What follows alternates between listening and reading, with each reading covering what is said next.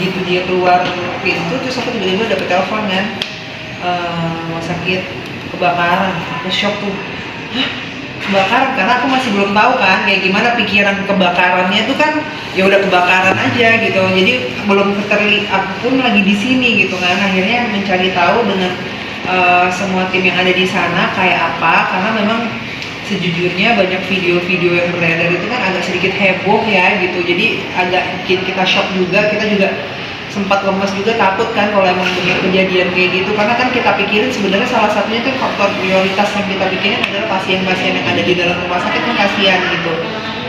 Akhirnya pas kita cari tahu, alhamdulillahnya itu maksudnya Allah masih kasih ada batasan dimana kayak ruang gensetnya yang terbakar gitu, jadi masih di area luar. Dan kebetulan untungnya dari petugas apa tuh namanya, damkar ya, petugas damkarnya itu cepat datangnya gitu, jadi cepat teratasi. Jadi masih di wilayah luar yang terbakar gitu, dan pasien-pasiennya juga alhamdulillah nggak ada korban jiwa sama sekali, nggak ada sih, semua baik-baik aja. Walaupun memang sempat kita evakuasi kan, terjadinya kebakaran itu mereka sempat keluar gitu. Kita nggak ada yang tahu karena kebetulan kakak aku dia lagi dari Malaysia, baru datang langsung ke ngejenguk Sony, semuanya lagi pas di sini gitu. Jadi kita nggak ada yang posisinya itu lagi di rumah sakit kita Rafiq, nggak ada di sana, nggak ada yang di sana. Jadi cuma memang tim lapangan rumah sakit yang ada di sana gitu. Jadi kita dapat telepon, begitu dapat telepon kebakaran, langsung buru-buru kakak-kakakku lari ke sana semuanya, dan udah dapat kabar oh ternyata itu memang genset luar yang sebelah kiri itu kalau nggak salah itu kebakar, udah kebakar kan. Terus cepet umumnya petugas damkarnya itu cepet datang sih, alhamdulillah teratasi sekitar kayaknya 10 menitan deh, udah teratasi. Untungnya karena deket mungkin dan cepet penanggulangannya, jadi aman. Dan akhirnya paling kemarin pas evakuasi pasien aja sih yang agak repot tuh kemarin, jadinya kan mau nggak mau kan kita harus menenangkan semua yang ada di sana gitu. Jadi kakak-kakak aku datang ke sana semuanya ditenangkan gitu, dan dipastikan semua aman, nyaman. Listrik saat itu pada saat kebakaran dipadamkan dulu, dipastikan aliran listriknya udah nggak ada yang bisa bikin pemicu kebakar lagi, baru dinyalakan. Itu jam berapa berarti ya? Jam 8 ya, jam 8:30 mungkin, saya agak lupa ya jam tepatnya, pokoknya malam lah gitu, sekitar jam segitu. Pertama kali dapat kabar tuh dari siapa tuh Kak? Apa emang lihat dari media sosial atau gimana? Jadi salah satu teman abang aku itu nelpon gitu, jadi kan abang aku kebetulan dia ngangkat telepon, pas semuanya kita ditelepon sih gitu. Terus aku begitu angkat telepon, abang aku yang dokter juga ditelepon, dan kebetulan abangku yang dokter itu belum pulang, jadi abangku yang satunya baru pulang.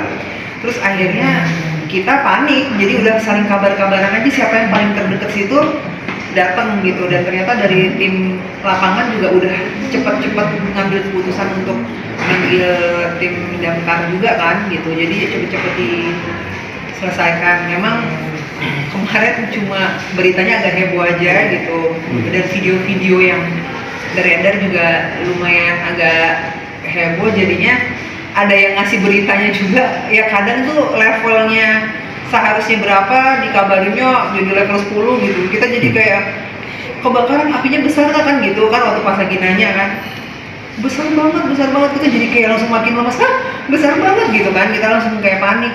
Ternyata pas dapat video dari tim rumah sakit, oh bagian luar genset, ruangan gensetnya yang kebakaran, nggak nyampe, belum masuk ke dalam.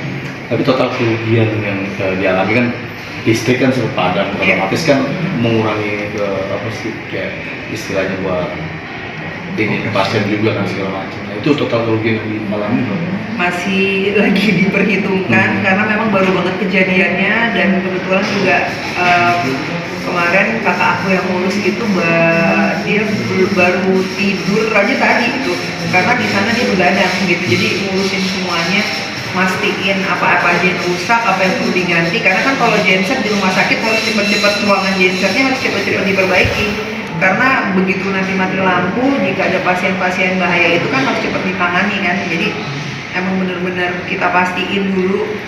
Kita belum sampai ke situ sih yang kita malah justru kita mikirin langsung ganti dulu bagaimana jangan sampai merugikan nyawa pasien yang ada di sana. Nah, kerugiannya berapa kita belum sampai menghitung ke sana. Yang penting itu sih diganti dulu yang rusak.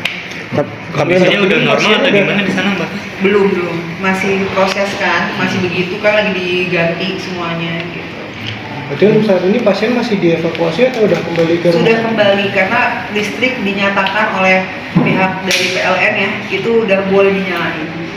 Berarti udah nggak ada aliran listrik yang Nggak ada, aman kok, udah aman, udah dipastiin. Tadi aku juga nanyain kabar juga aman, dan tadi juga aku ada taruh pengumuman juga di media sosial aku gitu loh, untuk lebih jelasnya gitu. Kak, bisa dikatakan ini kan sebuah, bisa dibilang ajaib juga lah. Biasanya kan listrik itu kan cepet banget gitu menyambernya gitu, apalagi dari sumber gensetnya gitu kan.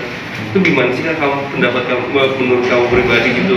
Ini agak campur tangan ya miracle juga nggak sih maksudnya dengan keadaan yang seperti itu gitu? Ya Allah maha baik ya gitu. Kan kita ibaratnya tuh kita nggak pernah tahu ya, kita kan menjalani sebuah kehidupan aja. Aku tuh sekarang memandang kehidupan ini tuh kayak kalau kita ada ujian ya mungkin Allah lagi sayang sama kita gitu, karena kan bisa dibilang ujiannya lagi bertubi-tubi nih. Abang aku lagi sakit, terus tiba-tiba suami aku sakit, terus tiba-tiba dapat kabar rumah sakit gitu kebakaran. Jadi ya Allah sayang sama kita, makanya mungkin ada sesuatu hal yang memang lagi koslet mungkin, jadinya dikasihnya cuma baru segitu tuh. Bisa aja kan jadi semuanya gitu, nggak ketahuan, lebih masuk ke dalam dan kebakarnya ke dalam, itu kan lebih bahaya. Untungnya masih di wilayah situ, jadi masih kita inilah harus tetap bersyukur lah bahwa Allah cuma kasih di lingkungan situ aja gitu. Dan yang paling terpenting kan nggak ada yang menjadi korban jiwa, itu yang kita pikirin. Kondisinya sudah aman, udah nggak ada lagi kayak listrik yang jalan lagi, udah nggak ada. Dan ini lagi penanganan untuk perbaikan ya gitu, tapi walaupun sudah ditangani dengan baik gitu, tapi kita akan terus melihat jangan sampai ada kejadian kayak gini lagi gitu. Karena kan yang tadi aku bilang, kita musibah nggak ada yang tahu ya gitu loh. Kadang kita lagi duduk diem aja, tiba-tiba ada kejatuhan apa kan kita nggak tahu gitu ya. Harus lebih mawas diri, lebih banyak doa lagi.